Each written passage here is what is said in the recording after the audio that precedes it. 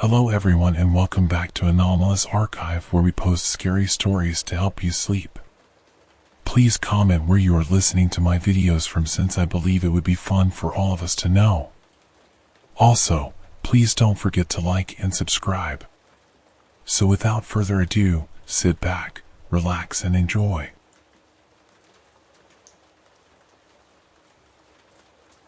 This was supposed to be the fulfillment of my dream. I purchased land in an abandoned village called Hawthorne, which stood on the banks of the Blackfoot River. The place was perfect. Large fish lived there, and across from the water was a dense forest. The air was filled with the scent of pine resin and freshness. I wanted to build a tourist base here, a cozy spot for fishing enthusiasts and those seeking a peaceful getaway in nature. I imagined how, in place of the wooden ruins, new houses with terraces would appear. Everything started off energetically. I ordered all the necessary materials and hired a crew of builders. The old shacks were being demolished. The foreman, Thomas Patrick, whom I just called Patrick, was experienced in his field. It seemed like such projects were a piece of cake for him, and everything would be done strictly on time. The first few months went like clockwork. Patrick sent me photos and videos of the work's progress almost every day. Everything was moving quickly. But then something went wrong. Construction slowed down. The foreman called it a slight difficulty. 2 houses were already finished, and the third stood in the form of an unfinished frame. For the second month, nothing changed at the construction site. I personally came to the place to find out the reasons for the delay. The atmosphere was listless. Several workers wandered around as if lost. Patrick sat in his trailer, shuffling papers with panoramic views and scratching his head. "We don't have enough manpower," he said in response to my complaints. "A few guys recently quit." "Why?" I asked in surprise. Patrick shrugged. Each had their own reasons. I got the feeling he was holding something back, but I didn't pry. I only asked, "How many people are left?" "Without me, 5, sighed the foreman. 5? I was furious. The crew had shrunk by more than half, and I knew nothing about it. "Such is the force majeure," Patrick said apologetically. "We're already working on replenishing the crew, looking for new builders." "I'm sorry it happened this way." I stepped outside, nervously smoked a cigarette, and headed to my car. I got in, slamming the door, trying to calm myself. Maybe there was no need to worry. Probably anything can happen on a construction site. What did I know? This was my first experience. But I hadn't even had time to start the engine when another worker ran up to me, a bearded guy with tired eyes and a rumpled face. He motioned for me to lower the window and said, "Hey, you're the owner here, right?" "Yes," I answered. "I want to quit and get my pay," he suddenly declared. I immediately demanded an explanation. "What's going on? Are there problems in the team? Did the foreman offend you? The salary doesn't suit you? What is it?" "Bad place," the guy replied, glancing around. "Scary. We're grown men, but we can't sleep at night. We're scared. I've seen a lot in my life, but nothing like this." "And what did you see here?" I asked, not believing what I was hearing. "You spend the night here, and you'll find out for yourself," said the worker and walked away. I looked around. The day was cloudy, the sky covered with clouds, the river water appeared murky, and the forest looked black as night. I had bought this spot because I was enchanted by its beauty and tranquility, but at that moment, an inexplicable feeling of anxiety made me doubt my choice. Pushing aside these gloomy thoughts, I decided I would come to the site more often and personally oversee all processes until the work returned to normal. The next time I arrived at the construction site, it was late evening. It was dark everywhere. Everyone had disappeared. There wasn't a single living soul around, and only the foreman's trailer had a light on. I knocked, and Thomas Patrick opened it, drunk as a skunk. "Boss, come in quickly, and we'll lock the door," he said, trying to speak clearly. I stepped inside, brimming with anger. My jaw was clenched, and my fingers balled into fists. A storm raged inside my chest. On the table stood a nearly finished bottle of vodka, and next to it, another unopened one. I burst out shouting. "So that's the reason? That's why the construction isn't progressing, the foreman's getting drunk." "Boss, don't be mad," Patrick replied, not sounding guilty at all. "It's my first time, honestly." He closed the door, collapsed onto a chair, and, without shame, poured himself vodka up to the bottom of the glass. "Where are all the workers?" My hands trembled with rage. I wanted to grab his bottle and smash it against the wall. "No one's left," said the foreman sadly. "They grabbed 2 more, and the rest left." "What do you mean, grabbed?" I asked, not understanding his drunken ramblings. "Take a seat with me."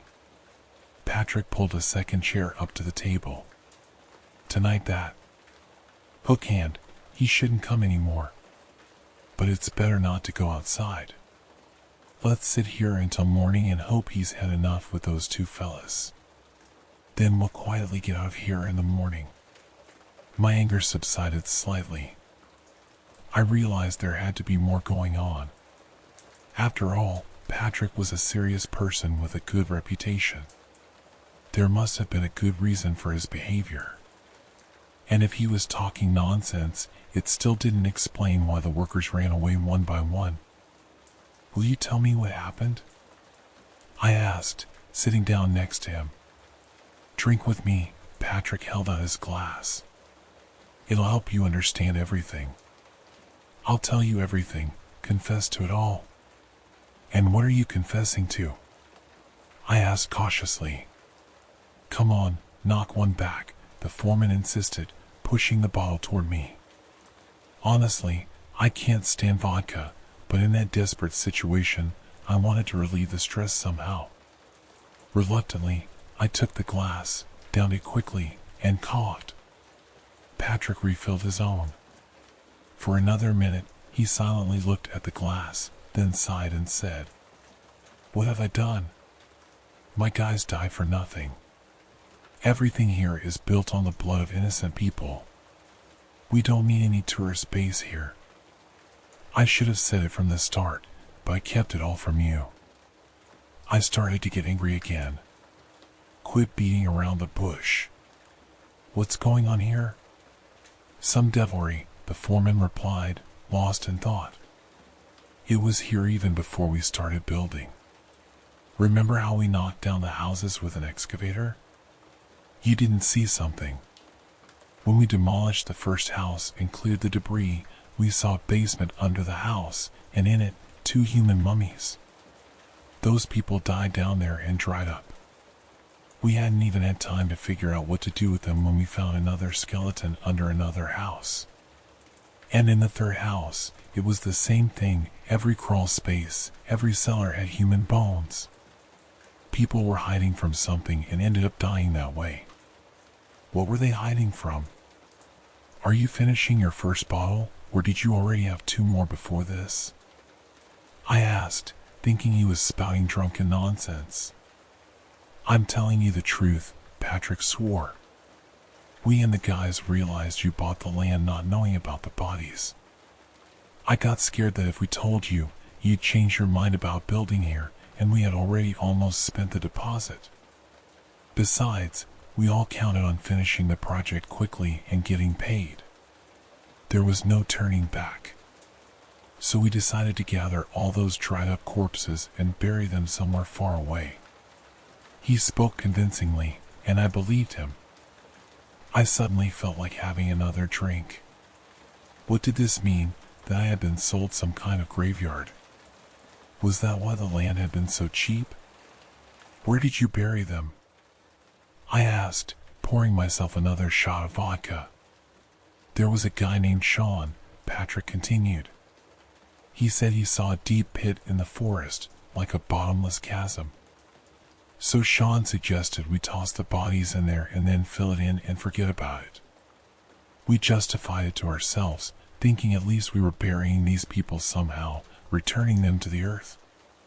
Besides, that pit, judging by everything, was near an old cemetery.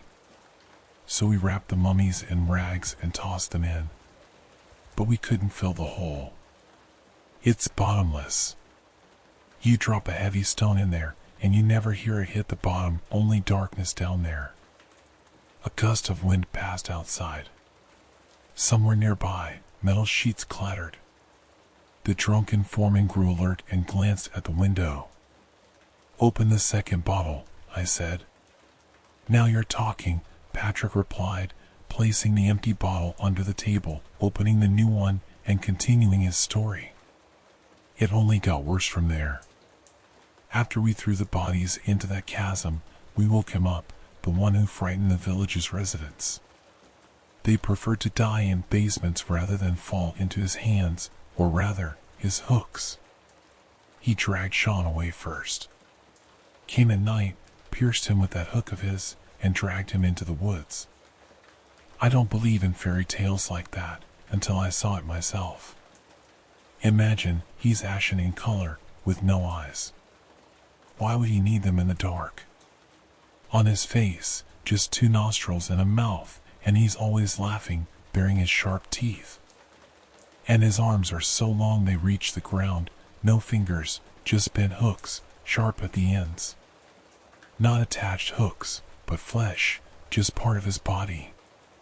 Tell me, what is he? Every night, he dragged somebody into the abyss. That's why tonight I let everyone go, gave them all the money I had, and told them to run. My conscience woke up too late. How many good guys are gone? Once again, I lost trust in his words. He had already mentioned some hook hand, which I'd ignored. Now it all made sense. Patrick was trying to scare me with tales of a monster. You're delirious, I hissed. You've got the shakes from this cheap booze. Oh, yeah? Then look at this. The foreman pulled open a desk drawer and took out some old, thick notebook with tattered corners, dropping it in front of me. It's all in here. This was written by one of the residents of this dead village. My guys found it in one of the houses. I wanted to throw it away so nobody would ever find out. I just couldn't bring myself to do it. Read about that boy, such a pity. His bent bicycle was lying right behind the gate. You know what, Patrick? I'll call the police, and you can tell them all this, I said. I was also starting to slur a bit. We were both quite drunk. You don't believe me? He asked, disappointed. I had mixed feelings talking to him. I didn't know what part of his story was true, what he'd made up under the influence, and what the notebook was supposed to prove. I opened to the first page, scribbles. In such dim light, and with the booze, I couldn't make them out. Patrick mumbled something unintelligible and dozed off, nodding. I felt the trailer grow stuffy, with the sour smell of alcohol hanging in the air. I wanted to open a window for some fresh air. I rose from my chair, took a step, and stopped. Someone was outside. I heard footsteps and a shrill laugh coming from outside, quiet, but so nasty, like nails on glass. You said there's nobody here. I turned to Patrick. Then who's out there walking around? The foreman opened his eyes, saw me by the window, and jumped up, knocking over his chair. Get away from there, he yelled, shoving me so hard in the shoulder that I fell onto the floor. I wanted to swear at him and call him a lunatic and plenty of other things, but I didn't have time. The glass shattered with a crash into countless shards. Patrick failed to jump back when a huge, hook-shaped limb belonging to some unknown creature squeezed through the window. Like a fishing hook, It pierced the man's shoulder right through and yanked him outside. I lay on the floor, covered in glass, waiting for the vision to fade. It was impossible to believe this was happening in reality. It was too unreal. But nothing changed. The wind rustled the thin curtains and flipped the notebook on the table. From outside, Patrick screamed, "Help!" He had saved my life by pushing me out of the way, sacrificing himself instead. I couldn't leave him in trouble, couldn't let him be torn apart. I quickly got up and looked out the window. A horrifying shadow with long arms was dragging the man across the ground. What to do? I wished for some kind of weapon. I spotted a toolbox. I grabbed a hammer and ran outside. Night had fallen, the sky cloaked with black clouds. The only light came from the small window of the foreman's trailer. About 30 feet from me was something vile, two-legged, eyeless, with only a wide, sharp-toothed grin flashing in the darkness. Its hands looked like hooks, and on one of them it had Patrick impaled. The creature cackled hideously, backing into the forest and dragging my foreman behind it. He screamed, clutching at grass, branches, anything he could. And I stood there, frozen with a hammer in hand, paralyzed by horror. I couldn't move or even breathe. How could I fight this demon? It had a free hook for me, too. I stayed put as Patrick was pulled into the forest, hearing his fading cries. Then I remembered that I had a car and ran for it, my only refuge from that night's madness. I got behind the wheel, turned the trembling key in the ignition, and the headlights cut through the darkness. I drove slowly forward into the unknown. The beams lit up a bloody trail in the grass leading into the trees. The blood was fresh and bright against the dark ground. I braked at the edge of the forest. Among the pines, I could see several old grave markers, blackened with age, an old cemetery. I hadn't known it was there, though it made sense, the village by the river, the cemetery in the woods. Life and death always go hand in hand. I stared ahead, gripping the steering wheel, straining to hear the silence of the forest. The windows of my car were sealed shut, fogging quickly with my breath, but despite the stifling air, goosebumps covered my skin. I wasn't sure what I expected to see, maybe hoping Patrick would somehow escape, run out of the woods, and we'd drive away from here together. Peering into the forest, I noticed a black, round pit in the ground, big enough to swallow my entire car. Suddenly, two hooks appeared at the edge of the hole, digging into the earth. Then the eyeless creature with the wide grin shot out of the chasm. I immediately reversed, but the monster took 2 lightning-fast leaps and was next to the car in an instant, its hook-like limbs ripping through the hood. Acting on instinct, I turned the wheel to the right and slammed on the gas, steering toward the nearest tree. The impact was hard. The car shook, the creature's eyeless head jerked, teeth bared. Its hook hand struck the roof. It was pinned between the bumper and the tree, unable to free itself. I quickly shifted into reverse and drove away from that place. The half-crushed abomination remained lying by the tree. I didn't return for quite some time. Only once, in broad daylight, did I come back to examine the spot where the hook hand had been, and it was gone. Where did it go, being so badly injured? I tried not to linger. I looked inside the trailer and found the old notebook Patrick had shown me. I took it with me and left. It turned out to be the diary of one of the local residents, describing what happened at the time the village died out. After reading the entries, the picture in my head became clearer, though many questions remained. The notes went like this. September 14th, 1984. If I haven't forgotten to tear off a calendar page on any given day, then I'm not mistaken about the date. There's no one to ask anyway. I'm not even sure anyone else is left in the village. I'd jump on my bike and ride out of here, but I know Moody is out there. Everyone who went outside disappeared instantly. He runs faster than a wolf. If only someone had a gun to kill him a second time. Or maybe Moody never died the first time. Then what happened to him? Why has he changed so much? I have 2 cans of water left and enough food for a couple of days. When it's all gone, I'll have to loot Grandpa's supplies for the winter. Who's going to stop me now? Grandpa went outside with an axe and never came back. I'm sure Moody dragged him into his underground lair.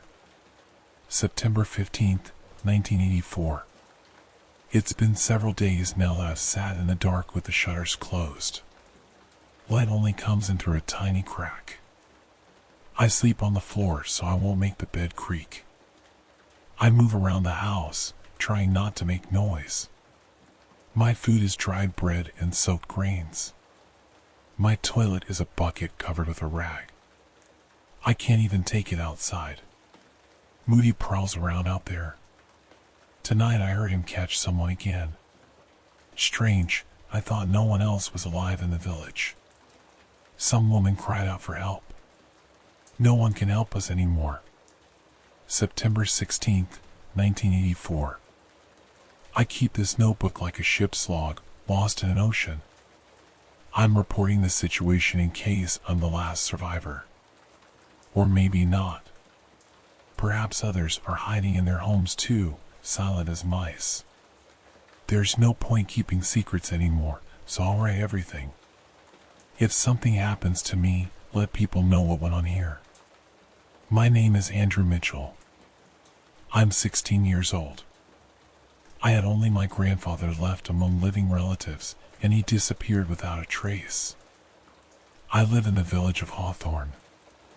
Starting September 1st, a lot of horrible things happened here. On that day, after a school celebration for children went missing, they went off together and didn't return home that evening. 2 days later, they were found in Moody's barn. I don't know his real name, everyone called him Moody. He hung them on metal meat hooks and didn't even deny what he'd done. He said with a satisfied smile, "Yes, I killed them," like he was fulfilling the command of darkness. Moody was always quiet. That's how he got his nickname. Now it was like he'd exploded with words. People beat him, but he just laughed and laughed, telling the parents he'd done everything right because he was carrying out the will of the shadows. Moody was tall, and the kids were forever silent, while he kept grinning. Everyone used to think he was a good guy, but he turned out to be a monster. He couldn't have escaped the law, but the villagers wanted to punish him themselves before the police found out. So they brought a coffin, threw Moody in there, nailed the lid shut, and carried it to the cemetery. I was there, too. I wanted to see. The men dragged the coffin on ropes, bouncing it over every bump, and Moody inside just kept laughing and yelling. One man kicked the coffin and said, "You'll never see daylight again. You'll suffocate in the dark until you die. And if there is anything after death, then eternal torment awaits you." The coffin was made of thick boards, but I could clearly hear Moody's last words, "Darkness doesn't punish people like me, darkness rewards us. I'll rise from the grave and drag you all down with me." They dug a grave on the other side of the cemetery fence, threw the coffin in, and buried him alive. Early the next morning, the police found out about it. They told the people to dig up the coffin, but it turned out to be impossible. Where the fresh grave had been was a deep sinkhole, perfectly round, like a pore on the face of the earth. A black hole opened up in our cemetery. The villagers thought it was just an odd coincidence that Moody had fallen into the very depths. Maybe they were right, and maybe Moody was right when he hinted that dark forces don't punish you for sins, but reward you. For more than a week, the chasm was silent. Then recently, a few friends walked by it and heard laughter from the black abyss. That same night, he returned, climbing out of the pit, completely unrecognizable, gifted by darkness. I wouldn't have thought it was Moody except for that horrifying laugh. His arms turned into enormous fishing hooks. He stabbed people with them and dragged them into the woods. I don't know if anyone managed to flee while everything was in chaos. I only managed to hide. Another couple of weeks passed. The next entries were just the same, I noted to myself, in describing how he survived in hiding. The last entry read, October 1st, 1984. It's cold. I can't heat the stove. Moody is still out there, roaming the streets. His laughter sounds often. I'm almost out of supplies. No water, just finishing the second to last jar of compote. Why did Grandpa have to put so much sugar in it? I need to try to escape. That's my only chance to survive. I won't make it through winter here, especially without food. I'm leaving the notebook behind. If I can't be a living witness, let my notes tell people what happened here. When I finished reading, I recalled Patrick's words, pity the kid. That bent bicycle was lying right behind the gate. Indeed, it's sad no one managed to escape Moody's clutches. The words on those yellowed pages seemed to whisper of the dark past of the abandoned village, and I realized I would never be able to build a tourist base on that cursed land. It's doomed, and anyone who tries to settle there is in danger. My dream had collapsed. Even now, I don't know what to do with my property, or if it's even really mine. What difference does it make what's written on paper if that territory belongs to Moody? That's why I decided to share my story, to reveal it publicly. Maybe someone will advise me what to do with this cursed land.